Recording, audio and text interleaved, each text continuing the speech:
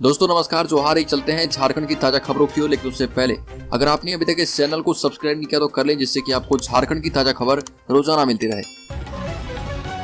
पहली और बड़ी खबर, झारखंड के गुमला में बकरों की बलि दी जा रही थी। तीसरे बकरे की बलि के दौरान हथियार छिटक कर 3 साल की उम्र के एक बालक को जाकर लग गई। झारखंड के गुमला जिले के घाघरा थाना क्षेत्र के लालपुर गांव से दर्दनाक खबर है। दुर्गा नवमी पर बकरे की बलि के दौरान यहां पर दिल दहला देने वाला हादसा हुआ। जिस धारदार हथियार से बकरे की बलि दी जा रही थी, वो छिटक कर पास खड़े 3 साल की उम्र के एक बालक को जा लगी। लुलुहान बालक को इलाज के लिए अस्पताल ले जाते समय उसकी मौत हो गई। इस हादसे के बाद पूरे गांव में हड़कंप है। पूजा का उत्साह मातम में बदल गया। अगली खबर, दुमका में शिबू सोरेन आवास को निशिकांत दुबे ने बताया अवैध कब्जा। कहा कि दाल में खाली काला ही है। दुमका में जेएमएम सुप्रीमो शिबू सोरेन की आवास को लेकर अब राजनीति शुरू हो गई है। बीजेपी सांसद निशिकांत दुबे ने सोरेन परिवार पर एसपीटी एक्ट के उल्लंघन का आरोप लगाया। पिछले कुछ महीने से बीजेपी के 2 बड़े नेता बाबूलाल मरांडी और निशिकांत दुबे सोरेन परिवार पर हमला कर रहे। कभी बयानों के माध्यम से तो कभी ट्वीट कर ये दोनों नेता सीएम हेमंत सोरेन और झारखंड मुक्ति मोर्चा सुप्रीमो शिबू सोरेन पर अलग अलग तरह से कोई न कोई आरोप लगाते रहते हैं। अब बीजेपी सांसद निशिकांत दुबे ने शिबू सोरेन पर एसपीटी एक्ट के उल्लंघन का आरोप लगाया है और कहा कि दुमका में शिबू सोरेन का आवास अवैध कब्जा है। अगली खबर, अरुणाचल प्रदेश में आर्मी का चीता हेलीकॉप्टर हुआ क्रैश, एक पायलट की हुई मौत। अरुणाचल प्रदेश के तवांग इलाके में आर्मी का एक चीता हेलीकॉप्टर क्रैश हो गया। सेना के एक अधिकारी ने बताया कि हादसे में एक पायलट की मौत हो गई। हादसा किस वजह से हुआ है, अभी तक इसकी जानकारी सामने नहीं आ पाई है। अगली खबर, कुड़मी समाज की चेतावनी, एसटी का दर्जा नहीं मिला तो झारखंड ओडिशा में भी रोक देंगे रेल। आपको बता दें कि कुड़मी को अनुसूचित जनजाति में सूचीबद्ध कराने को लेकर एक बार फिर से आंदोलन शुरू किया जाएगा। इस बार झारखंड और ओडिशा में भी आंदोलन किया जाएगा। पिछली बार पश्चिम बंगाल के झाड़ग्राम और अन्य जगहों पर 5 दिनों तक रेल रोको आंदोलन किया गया। कुड़मी समाज की पश्चिम बंगाल के झाड़ग्राम में हुई बैठक में इस आशय का निर्णय लिया गया। बैठक की अध्यक्षता कुड़मी समाज बंगाल के अध्यक्ष राजेश महतो ने की। बैठक में कुड़मी विकास मोर्चा झारखंड के अध्यक्ष शीतल होदार, कुड़मी सेना के अध्यक्ष लालटू महतो, कुड़मी सेना ओडिशा के अध्यक्ष जयमुनी मोहता, समन मोहता और दानी महतो, ओम प्रकाश महतो, सतीश महतो, अशोक महतो सहित सैकड़ों की संख्या में पदाधिकारी उपस्थित थे। कुड़मी समाज के अध्यक्ष राजेश महतो ने कहा कि रेल रोको आंदोलन को खत्म कराने के लिए पश्चिम बंगाल सरकार ने हमसे यह वायदा किया था कि सरकार हमारी मांगों को पूरा करेगी, इसलिए आंदोलन को खत्म किया गया। अब त्योहार का समय चल रहा है, इसलिए सरकार को 2 माह का समय दिया गया है। अगर नवंबर तक सरकार कोई ठोस कदम नहीं उठाती है तो आंदोलन एक बार फिर से बृहद रूप से किया जाएगा।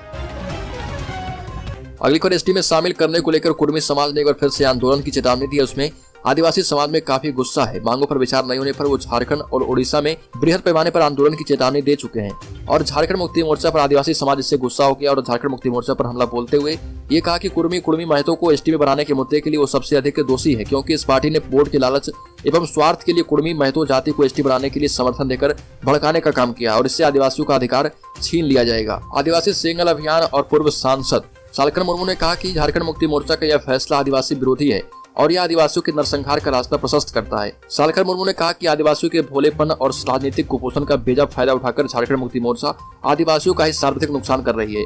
यह आदिवासी समाज का दुर्भाग्य है कि जाने अनजाने झारखंड मुक्ति मोर्चा की बी टीम की तरह कार्यरत मांझी परगना महाल आसेका संताली लेखक संघ और पंडित रघुनाथ मुर्मू से जुड़े अनेक सामाजिक संगठन लूग बुरू कमेटी आदि आंख मूंदकर झारखंड मुक्ति मोर्चा को समर्थन देकर अपनी कब्र खोदने का काम खुद करते हैं।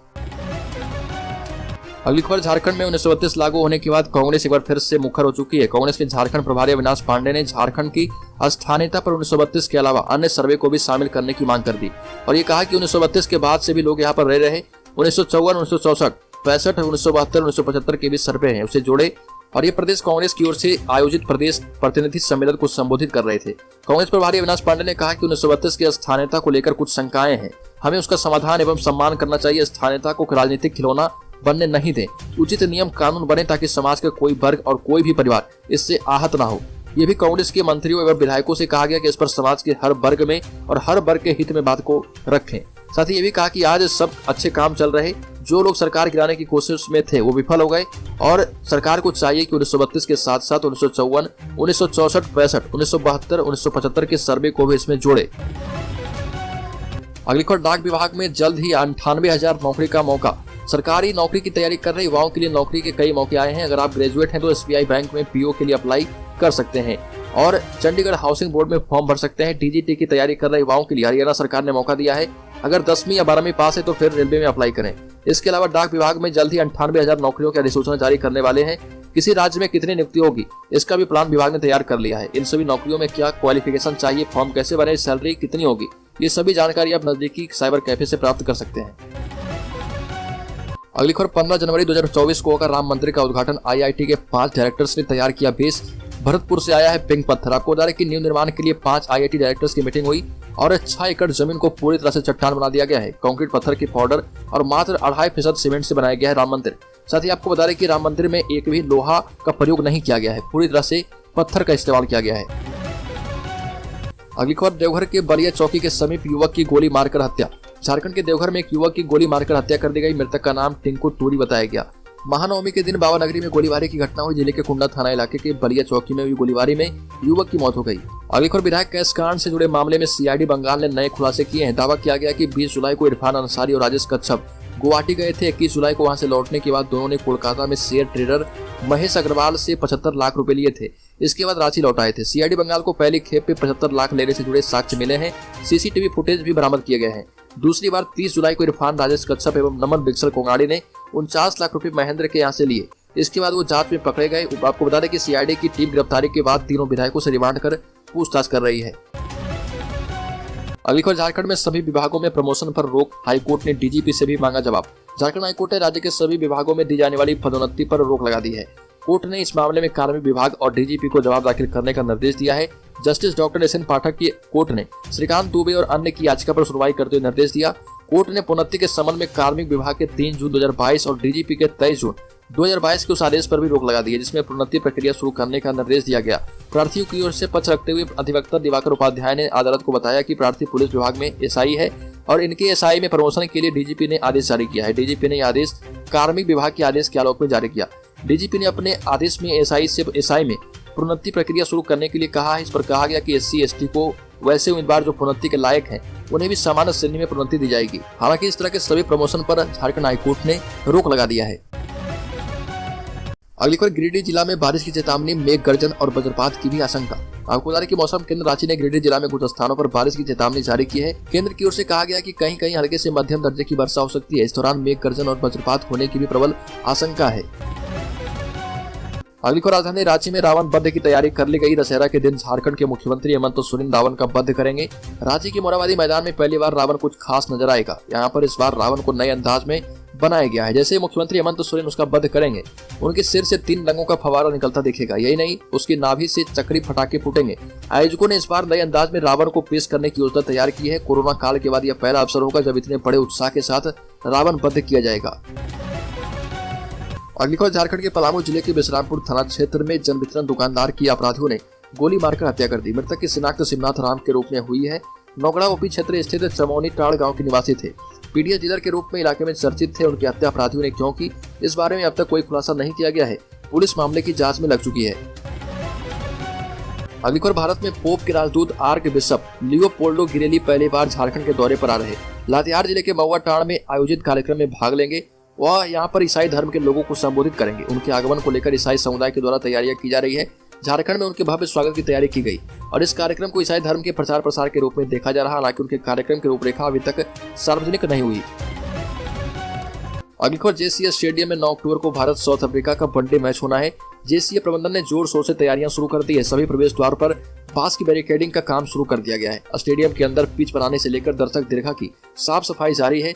इधर मैच को लेकर पिच की जांच करने बीसीसीआई के क्रिएटर आशीष भौमिक जेसीए स्टेडियम पहुंचे और स्टेडियम के तीनों पिचों की जांच की। ये पिच 3, 4 और 5 है। संभावना है कि भारत एवं दक्षिण अफ्रीका की टीमें सेंट्रल पिच यानी पिच नंबर 5 में भिड़ेगी।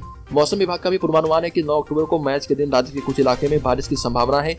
बहरहाल मैच को लेकर जेसीए अपनी ओर से सारी तैयारियां कर चुकी है। 6 अक्टूबर से 8 अक्टूबर तक स्टेडियम के वेस्ट गेट के आगे टिकट की बिक्री शुरू की जाएगी। टिकट बिक्री के लिए इस बार 6 काउंटर तैयार किए गए हैं। अगली खबर पीएफआई के बयान पर भाकपा माओवादी संगठन ने कड़ी आपत्ति जताई और कहा कि किसी भी पार्टी का कभी उद्देश्य नहीं रहा कि जमीनी स्तर पर इनका विकास हो। शिक्षा, स्वास्थ्य, रोजगार के क्षेत्र में किसी पार्टी ने मुस्लिम समुदाय के लिए काम नहीं किया। गौ रक्षा के नाम पर कई मुस्लिम व्यक्तियों की हत्या की गई। एनआईए ने 25 से 29 तारीख तक 4 दिनों के अंतराल में देश के 11 राज्यों में तलाशी ली, जिसमें उसने 100 से ज्यादा लोगों को गिरफ्तार किया। पीएफआई से जुड़े 250 से अधिक लोगों को हिरासत में लिया गया। छापेमारी से गिरफ्तार व्यक्तियों और उनके परिवार के सदस्यों को प्रताड़ित किया गया। अगली खबर एजाज हत्याकांड मामले में हुई गिरफ्तारी, परिवार लगा रहा था मॉब लिंचिंग का आरोप। पुलिस ने बताया कि पूरा घटनाक्रम अभी जांच है जारी। झारखंड छत्तीसगढ़ बॉर्डर में हुई एजाज खान हत्याकांड मामले में पुलिस ने एक व्यक्ति को गिरफ्तार किया है। आरोपी छत्तीसगढ़ के जसपुर थाना क्षेत्र के नीम गांव का रहने वाला है। आरोपी का नाम लालसाय उरांव बताया जा रहा, जिसकी गिरफ्तारी हो चुकी है। पुलिस ने घटनाक्रम बताया है। चैनपुर सर्कल इंस्पेक्टर बैजू उरांव ने बताया कि करीब 4 बजे सूचना मिली कि जसपुर छत्तीसगढ़ बॉर्डर से सटी गुमला जिला के जारी थाना अंतर्गत बड़काडीह से लावा नदी की ओर जाने वाले रास्ते में मारपीट की घटना हो रही है। जब सत्यापन के लिए पुलिस पहुंची तो देखे कि एक युवक का शव मृत हालत में पड़ा है। शव को देखने से प्रतीत हो रहा था कि लाठी डंडे एवं कोई तेज धारदार हथियार से सिर में हमला किया गया। मृतक के परिजनों के द्वारा मृत युवक की पहचान एजाज खान पिता इमामुद्दीन खान गांव तिगरा थाना जिला गुमला के रूप में हुई। घटनास्थल से घटना में प्रयोग किए गए लाठी डंडे के टुकड़े एवं अभियुक्त के गमछे और चप्पल को भी बरामद किया गया।